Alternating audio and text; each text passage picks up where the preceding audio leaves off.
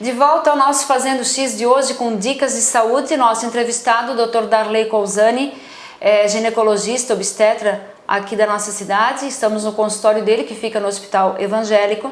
E o assunto hoje bastante importante, que é o HPV. É um vírus, como nós já falamos no primeiro bloco, que pode ficar aí quietinho, sem manifestar sintomas. A pessoa pode estar transmitindo para o seu parceiro, para a sua parceira, e podem surgir coisas até um pouco mais sérias quando não tratado ou não encontrado a tempo esse problema, que é o que nós vamos falar agora. Mas, Darley, há diferença da manifestação do vírus, né, quando a doença realmente se manifesta, em homens e mulheres? Tem diferença. Em torno de 50% a 75% de toda a população sexualmente ativa vai entrar em contato com esse vírus em algum momento de sua vida. Tá? Isso é estatística, é mundial, é sabido. Como a gente já falou no primeiro bloco, a grande maioria não vai ter nada. Em torno de 30% a 40% das pessoas vão ter manifestação. Nas mulheres é um pouco mais frequente, em torno de 44% a 45%. E nos homens, menos frequente, em torno de 33%.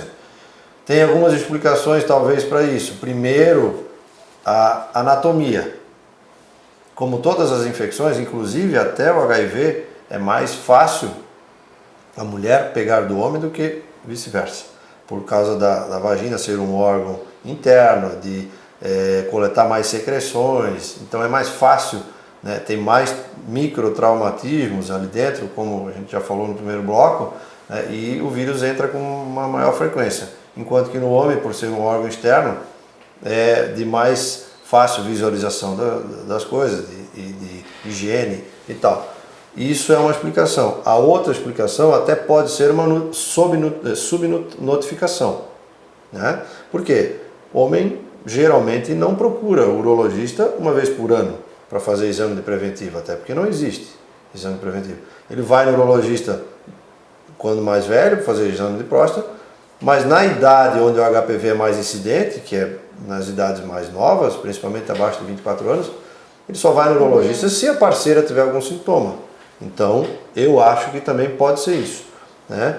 Agora, em torno de 30% a 40% das pessoas vão ter alguma manifestação. Em 60% a 70% não vai acontecer nada.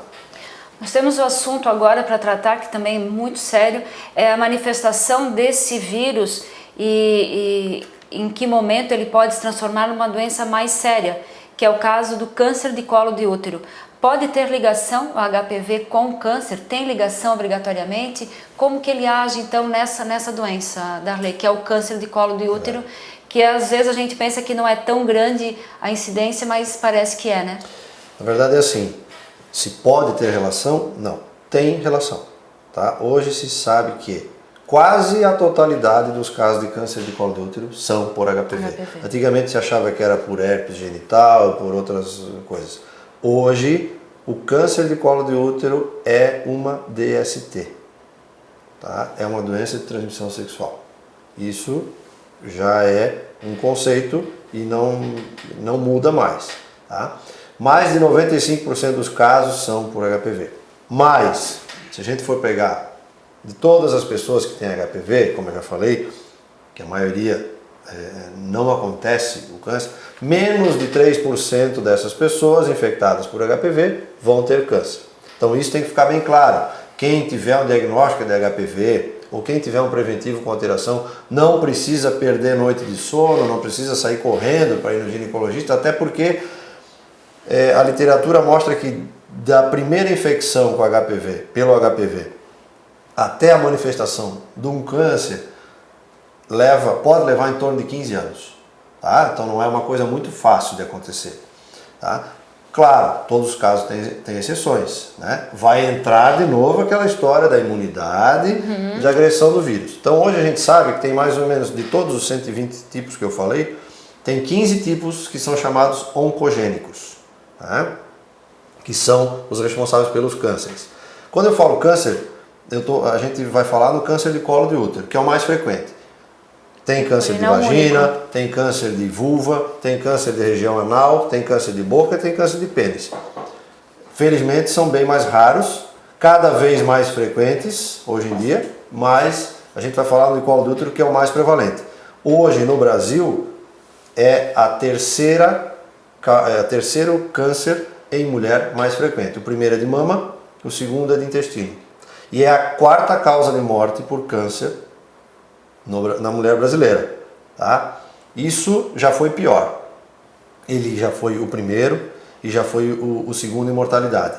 Tá? Graças aos programas, principalmente na rede pública, né, de prevenção, e agora a gente tem que falar no exame de preventivo, exame de Papa Nicolau, que é muitíssimo importante, porque o que a gente quer não é fazer o diagnóstico do câncer, a gente quer fazer o diagnóstico da lesão precursora do câncer, que vai aparecer no exame de preventivo.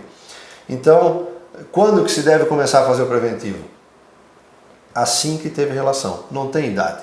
Foi 15, 20, 25, 30 anos, não importa. Se não teve relação, não precisa se preocupar, porque não vai ter HPV e não vai ter câncer de colo de útero. Tá? Então assim, começou a ter, tem que fazer. E com que frequência? De preferência anualmente. Tá? Por quê? Até porque é um exame que não é 100% sensível. Tá? Então, ele é em torno, isso é mundial, não é só no Brasil, em torno de 80% de sensibilidade. Tá? Então, se ele disser que tem alguma coisa, a gente tem 20% de chance de não ter nada.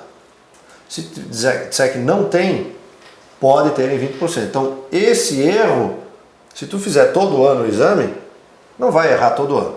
Então, uma hora vai pegar alguma alteração. E com essa alteração que a gente vai fazer um exame mais apurado, que é um exame com um microscópio chamado colposcopia, que a gente vai olhar toda a região genital com o microscópio.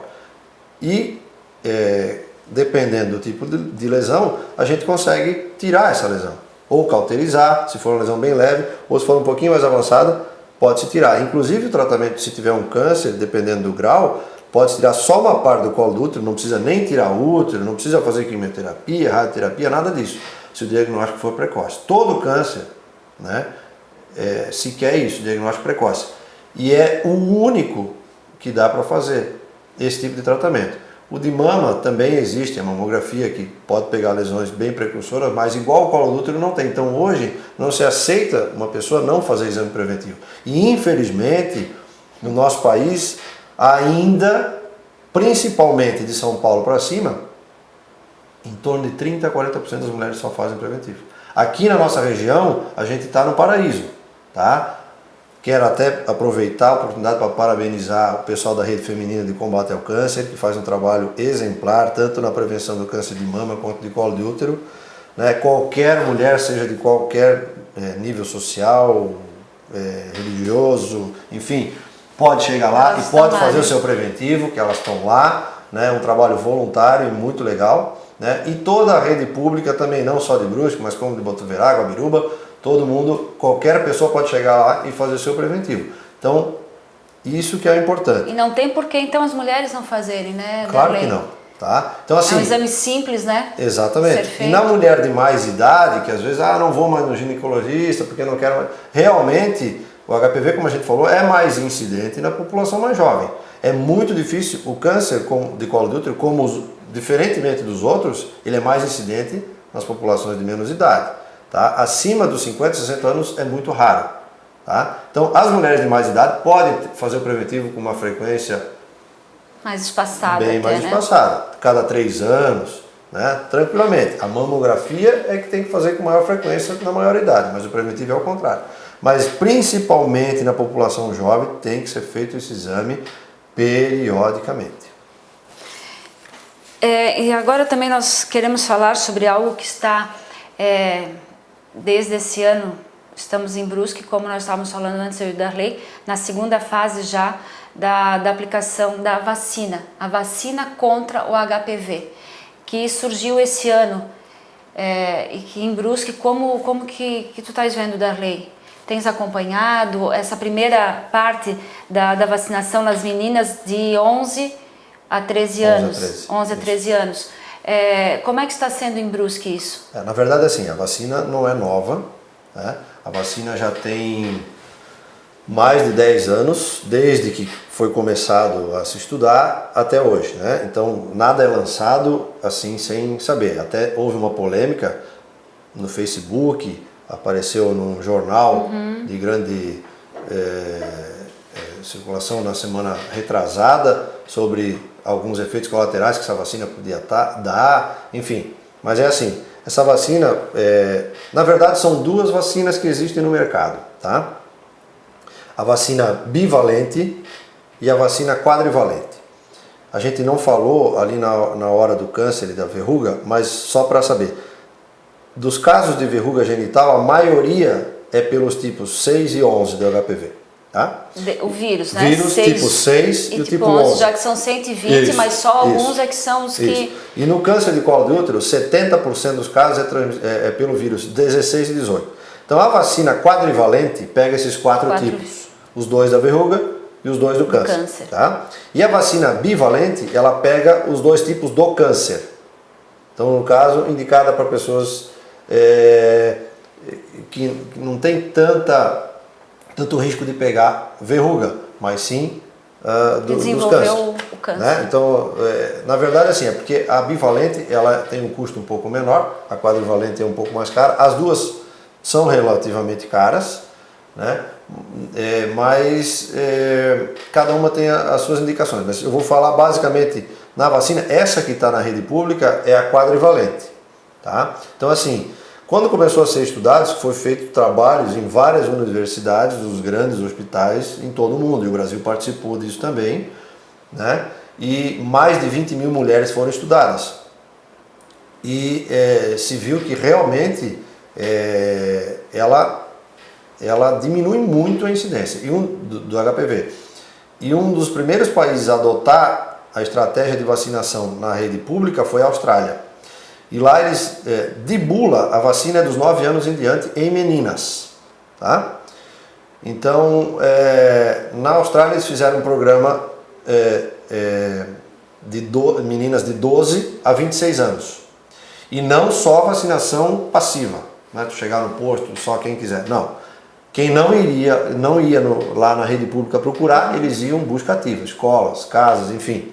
E eles vacinaram uma grande parte da população e acharam que ia demorar muito para ter um resultado. Mas em 5 anos diminuiu em 92% a incidência de verrugas em mulheres. E eles viram que em homens diminuiu muito também. Tá? Isso já é chamado de efeito rebanho da vacina. Né? Vacinou as mulheres, os homens que tinham relação com essas mulheres, obviamente, tiveram menos verrugas. O câncer de colo de útero, houve uma diminuição de mais de 90%. Então, hoje o que se sabe é que a vacina diminui em 98% a incidência de verrugas em mulheres, em 89% a incidência em homens e mais de 95% de câncer de colo de útero. O de vagina e vulva em torno de 100%. Nossa. Tá? Então, realmente é uma vacina muito eficaz. Quanto à rede pública, mais de 46 países já têm isso na rede pública há muito tempo. Tá? O Brasil começou esse ano, em março, com uma campanha entre meninas de 11 a 13 anos. E também busca ativa. Se não for fazer no posto, eles vão nas escolas, tanto faz públicas ou privadas, e só não faz naquelas pessoas em que os pais assinam se negando. Senão eles chegam na escola e todas as meninas passam pela vacinação. Isso aí, tá? Então foi feita a primeira dose, se eu não me engano foi em março ou abril, a segunda dose em outubro, tá? E a terceira dose, na verdade, como esse programa do nosso governo é um pouco diferente, porque essa vacina é assim, primeira dose, segunda dose com 60 dias e a terceira dose com 6 meses. Tá? Mas esse programa do governo brasileiro foi feito, primeira dose, segunda dose em 6 meses e a terceira dose vai ser em 5 anos. Tá? Até por ser uma vacina cara, o governo investiu, eu acho que foi 360 milhões de reais, pelo que eu li, né? E existiram países que fizeram esse esquema também deu certo. Pois porque sim. parece que depois da segunda dose, o nível de anticorpos já é bem grande. Tá? E até onde se sabe, está mais ou menos com uns 12 anos de estudo dessa vacina, até hoje não precisa fazer reforço. Fez as 3 doses, porque eles foram estudando essas mulheres e estão ainda hoje, todos os anos, elas chegam para fazer dosagem de anticorpos. E esses anticorpos foram baixando até mais ou menos 5 anos e ali eles ficaram no mesmo nível e estão se mantendo. Então isso está dando proteção. Até hoje não precisa fazer o reforço. Vai sair provavelmente agora em 2015 a vacina nonavalente contra 9 tipos de vírus. Já está em estudo, já está quase pronta. Eu acredito que vai ser lançado nos Estados Unidos e deve chegar aqui também depois de uns 2 anos. Darley, quanto a esse assunto, HPV, nós falamos como é transmitido, são mais de 100 vírus, temos aí os principais que causam as verrugas e também o câncer de colo de útero, como cuidar, o uso principalmente do preservativo, que não é 100% seguro, né, no caso do HPV, mas que já, sem dúvida, além de todos os outros problemas que o preservativo evita também, ajuda para o HPV, a vacina para essas meninas todas aí que a rede está colocando, né, o Sistema Único de Saúde está colocando à disposição. Ficou mais alguma coisa para alertar ainda, para esclarecer, para não assustar também quem está em casa nos assistindo, porque a importância daquela mulher que vai anualmente ao ginecologista, preocupado com o exame de mama e preocupado com o Papa Nicolau, está correndo atrás de um resultado aí que pode fazer uma diferença muito grande, se não agora, mas lá na frente. Então, para a gente resumir esse assunto HPV, ficou alguma coisa? Quer colocar mais alguma coisa? Mais algum alerta? Mais algum esclarecimento? A palavra está contigo. Então tá. Eu acho que alguns pontos eu quero deixar, né, para aproveitar a oportunidade. Primeiramente, de novo, falar sobre o preventivo, né, e que é importante, seja ele feito onde for, no posto de saúde, na rede feminina, no consultório, né, deve ser feito. Faça, de preferência anualmente. Segundo ponto, o preservativo não protege 100% de HPV? Não protege, mas ele protege praticamente 100% para o HIV, que é uma doença que também é frequente, e de outras DSTs ele também protege. Então, deve ser usado. Então, uma mensagem principalmente para os pais que estão assistindo, né, 2 coisas. Né, fazer uma educação sexual com seus filhos em casa, principalmente nesse sentido, tá? Não só para evitar gravidez, mas também para evitar essas DSTs. E se quiserem fazer um bom investimento, não é despesa, é um investimento, façam a vacina. Tem vários lugares que podem ser feitos, essa vacina não é um preço exorbitante, tá? É um preço acessível à maioria da nossa população, né? Não é muito barato, mas pode ser feito, são 3 doses, tá? A primeira é feito agora, depois de 2 meses a segunda, a terceira é feita em 6 meses e seus filhos vão estar protegidos de uma doença bastante incidente, a DST viral mais frequente no mundo, tá? E com certeza vão estar protegidos de um tipo de câncer que também é muito incidente e que pode levar à morte. Tá? Eu agradeço mais uma vez a oportunidade e estamos à disposição para qualquer dúvida aí que outras visitas aqui ao consultório para levar para a gente do Fazendo X mais informações. Nós que agradecemos o Fazendo X, Darley, porque sabemos o quanto todas as nossas dicas chamam atenção. Pode ser culinária, pode ser artesanato, pode ser moda e com certeza saúde também é muito importante para quem está nos assistindo, para o nosso público do Fazendo X. Tenho certeza que você aprendeu bastante aqui com Darley hoje sobre HPV. Acompanhe o nosso programa Fazendo X todos os dias, 10 da manhã, 4 da tarde, todas as manhãs, nas terças-feiras, programa inédito. Assistam pelo Canal X ou Canal X, tvcanalx.com. Darley, mais uma vez, obrigada por nos receber aqui, abrir esse horário na sua agenda, sempre lotado, principalmente por ser obstetra. Nós ficamos com aquela expectativa, será que não vai nascer nenhum bebê, né, antes da entrevista, mas parece que os bebês se seguraram aí, a gente pôde fazer esse programa com certeza sensacional para você que está nos assistindo. Obrigada mais uma vez, obrigada ao nosso Dick cinegrafista, que está aí por trás das câmeras mais um dia comigo aqui, nas nossas gravações do Fazendo X, e a Brida Salão de Beleza, hoje a Nete que cuidou do meu cabelo. Obrigada a você que nos acompanha, fique sempre com a gente, sempre aí com você o Fazendo X, levando novidades. Até a próxima!